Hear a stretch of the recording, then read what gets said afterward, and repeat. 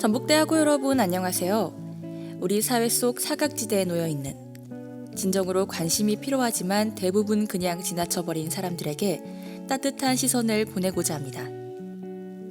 저는 아나운서 김채영입니다. 오늘 하루 우리가 지나쳐온 사람 중 어떤 사람에게 눈길이 갔나요? 진정으로 우리가 바라봐야 할 사람들을 봤을까요? 우리 주변에는 우리의 눈길이 간절하게 필요한 사람들이 있을 거예요. 이 세상 모든 꽃은 아름답다에서는 그런 사람들을 찾아 관심을 보내보고자 합니다. 이 세상 모든 꽃은 아름답다. 지금 시작합니다.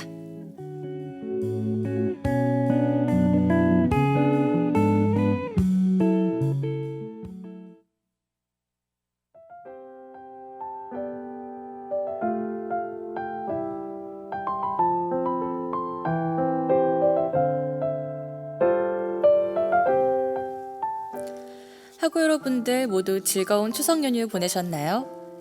연휴 동안 할머니, 할아버지 댁에 갔다든지 가족여행을 다녀왔다든지 다들 다양한 방식으로 알차게 보내셨을 텐데요.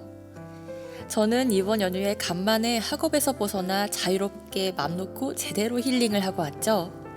강아지들과 산책도 하고요. 종일 방침대에 누워 유튜브를 보기도 했어요.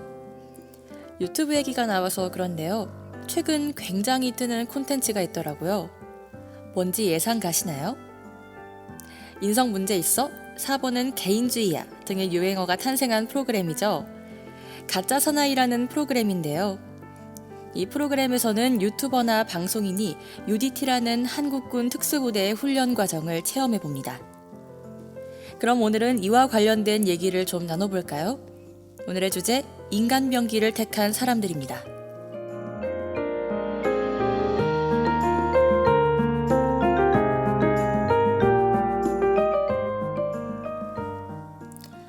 제가 UDT 특전사를 인간병기라고 택한 이유가 있는데요. 초록창에 UDT를 쳐보니 조국을 위한 인간병기라는 설명이 뜨더라고요. 인간병기라니 얼마나 단단하고 강하게 훈련된 걸까요? UDT는 본격적인 상륙작전에 앞서 적 해안의 침투에 지뢰와 같은 수중장애물과 해안포, 레이더 등을 제거하고 상륙부대에 각종 해안 정보를 제공하는 임무를 맡고 있다고 합니다.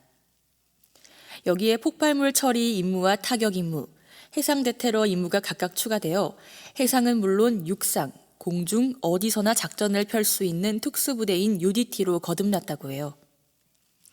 임무 성격상 초인적인 능력을 요구하다 보니 UDT의 훈련은 혹독하기로 유명합니다.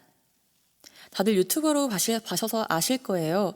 흙탕물에 머리를 박고 60kg의 군장을 메고 오랫동안 걷고 교관들은 훈련생들의 정신교육을 위해 더욱 혹독하고 힘들게 하죠.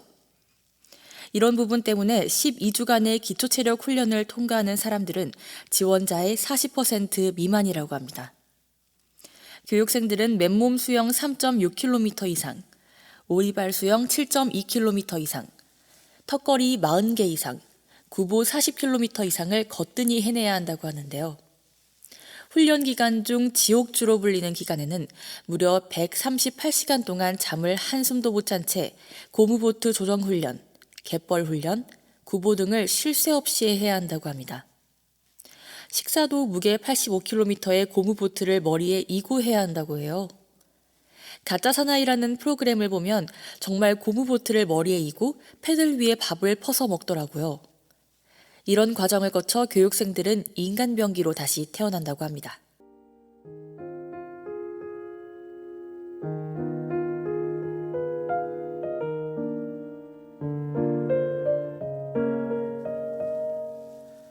이렇게 조국을 위해 인간병기를 자초하는 우리 군인분들은 어떤 어려움을 겪고 계실까요? 여러분, 10월 1일이 무슨 날인지 아시나요? 바로 국군의 날입니다. 대부분 국군의 날은 많이 들어보셨을 테지만 며칠인지는 정확히 모르시더라고요. 10월 1일입니다.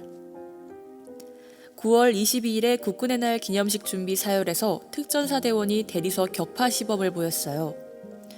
군대 시범이라고 하면 보통 격파를 많이 생각하실 거예요. 대리석 목각이나 심지어는 맥주병까지. 이런 격파 시범의 문제는 무엇일까요? 네, 바로 안전 문제인데요. 전 행사에서의 격파 시범에는 맥주병 격파가 있었지만 이번에는 맥주병 격파가 사라졌습니다. 익명을 요구한 군 관계자가 남긴 말이 있어요. 2018년 전쟁기념관에서 열렸던 국군의 날 행사를 마치 공연처럼 진행했다가 정치권 일각에서 지금 장난치냐면서 엄청난 비난을 들었어요. 이날 행사 영상을 직접 확인해보니 대리석이 아니라 나무로 만든 송판 격파 정도만 나오더군요. 올해도 어딘가에선 비판이 나올 텐데 결국 어느 쪽에서 욕을 먹을지 선택해야 해요. 라며 말이죠. 군에서의 격파 훈련은 실전에서 필요하기에 받는 거지 남들에게 보여주기식이 아니잖아요. 실전에서 필요한지가 아니라 얼마나 겉보기에 멋있어 보이는지가 먼저라면 실제 대원들의 훈련은 불필요한 거겠죠. 국가에서 진정한 훈련의 목적과 가치를 알아줘야 할 텐데요.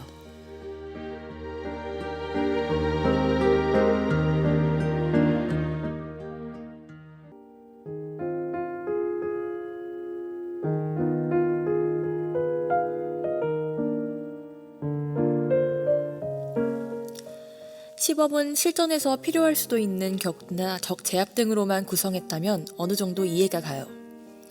하지만 실전에는 전혀 쓸모가 없으면서 부상만 초래하는 격파 시범의 존재 가치가 얼마나 되는지 의문이네요. 같은 행사 시범 중 헬리콥터 레펠 하강 연습 중 특전사 대원 한 명이 추락하면서 허리와 다리 등이 부러지는 중상을 입었습니다.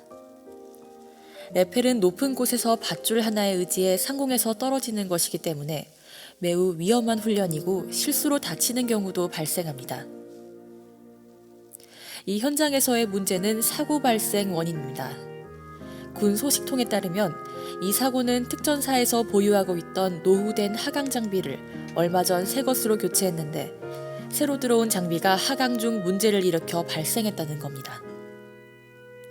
이 일이 있던 뒤 또 다른 하강 장비로 바꿨다고 하네요. 이번 일에서 군 당국은 장비 결함은 없으며 군사경찰이 정확한 사고 경위를 확인하고 있다라는 짧은 답변을 내놓았다고 합니다.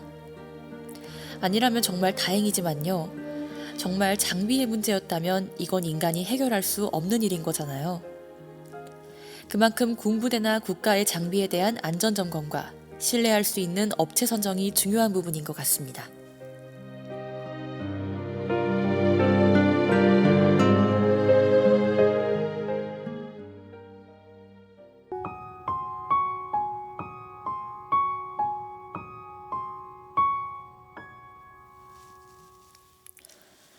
올해 국군의 날 행사에서 707 특수임무단은 검은색 계열의 대테러복과 같은 색 계열의 특수작전복이라는 우리 군에서 일반적으로 찾아볼 수 없는 전투복을 입고 나왔다고 합니다. 대테러복은 미국 회사의 티폰 위장무늬, 특수작전복은 같은 회사의 맨드레이크 위장무늬라고 해요. 말로만 들으니 잘 모르겠네요. 어쨌든 한국군이 일반적으로 입는 군복은 아닌 것은 확실한데요. 특수부대가 일반 보병부대와 다른 위장무늬 전투복을 착용하는 것은 이상한 일이 아니라고 합니다. 실제로 707 특수임무단은 이를 몇 년 전부터 사용해왔고 언론에도 모습이 공개됐었습니다. 여기서 문제는요. 과거 언론에 공개된 사진을 보면 707 대원들이 부대에 보급되는 검은색이나 특전사 제작 전투복 등의 다른 바지를 입기도 합니다. 이것도 크게 문제가 될 것은 없는데요. 작전 수행보다 셔츠와 바지 색깔 맞추기가 우선시 될 수는 없으니까요. 그런데 이번 국군의 날 행사 준비 과정에서 문제가 생겼습니다. 부대원들이 개인적으로 사입었던 중국산 서바이벌 개인용 바지를 이날 행사에서 필요한 이른바 깔맞춤을 위해 행사에서 입으라는 지시가 내려온 겁니다. 대원들이 개인적으로 바지를 사입는 것도 성능이 어느 정도 검증되거나 이를 보증할 수 있는 제조사가 만들기만 했다면 딱히 문제가 될 것은 없죠. 하지만 문제는 이 바지가 스포츠용으로나 쓸 수 있는 내구성과 내화성이 떨어지는 바지라는 겁니다. 군 당국은 실제 전투용이 아니라 국군의 날 퍼포먼스를 위해 입은 것이며 작전할 때는 입지 않는다고 밝혔습니다. 설사 그렇다고 해도 꼭 행사를 위해 이런 저품질 바지까지 동원해야 했는지는 의문이네요. 작전 수행보다 깔맞춤이 우선시될 수는 없고 그래서도 안 되는 거잖아요. 군인들을 보여주기식으로만 내비추려는 경향이 있는 것 같아 씁쓸한 기분이 듭니다.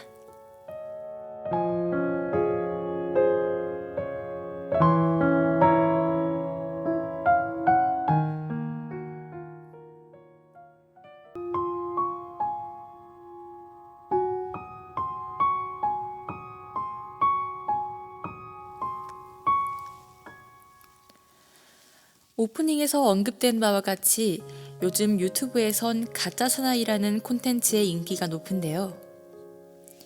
UDT는 2011년 아덴만 여명 작전을 치른 뒤 미국 크라이사에서 만들며 미군 특수부대도 애용하는 멀티캠 전투복을 그대로 들여오는 등 보급 장비가 꽤 좋아졌다고 합니다.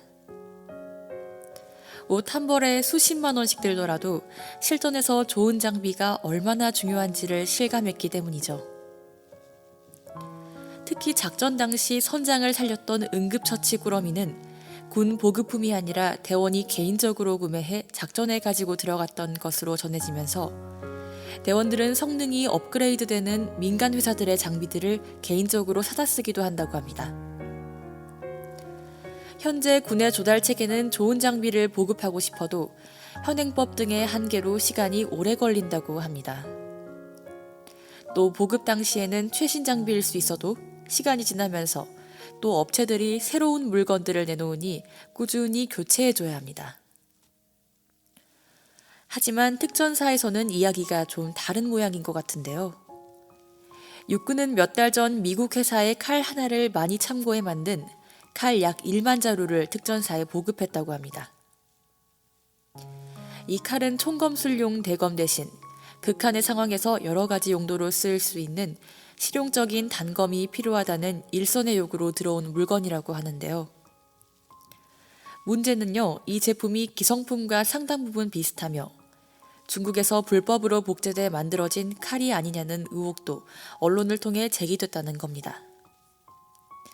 이 사건의 취재진은 복수의 소식통을 통해 일선 부대에 보급된 이 칼의 모습을 확인했는데 안타깝게도 이를 언론에서 보여줄 수는 없지만 손잡이와 칼집의 로고 정도를 제외하면 상당히 비슷했다고 합니다.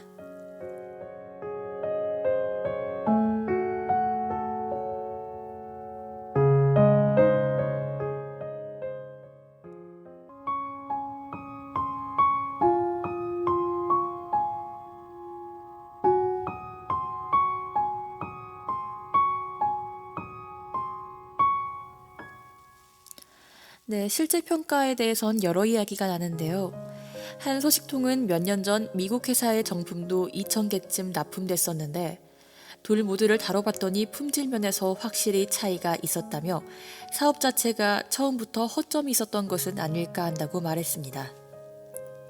또 다른 소식통에서는 대체로 쓸만했고 일반적인 훈련 등의 상황에서 쓰지 못할 정도는 아니라고 생각한다면서도 기준을 넘는 극한의 실전 상황에서 이 칼이 사용된다면 어떻게 될지는 의문이라고 지적했다고 해요.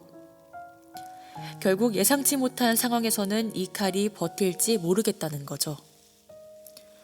육군은 칼의 재질에 대한 성분과 경도 검사를 통해 정상적인 보급 절차를 거쳤다며 직접대사권 위반 문제는 각 회사끼리 해결해야 할 일이라는 뜻을 밝혔다고 합니다. 여러 언론에 의해 문제가 제기됐지만 결과적으로 법적으로나 품질 측면에서나 문제가 없다는 얘기인 거죠. 이외에도 부대별로 탄창집과 전투화 등을 개인적으로 사서 쓰는 일을 엄격히 금지했고 전투화에서도 6인치 이상의 목이 긴 신발이 아니면 사용하지 못하게 하는 등의 제한을 두었다고 합니다. 특수부대원들이 사비를 들여 전투력을 향상하고자 하는 것조차 막고 있는 셈인 거죠. 이런 상황 속 핵심은 좋은 장비를 제공해야 한다는 것 같습니다.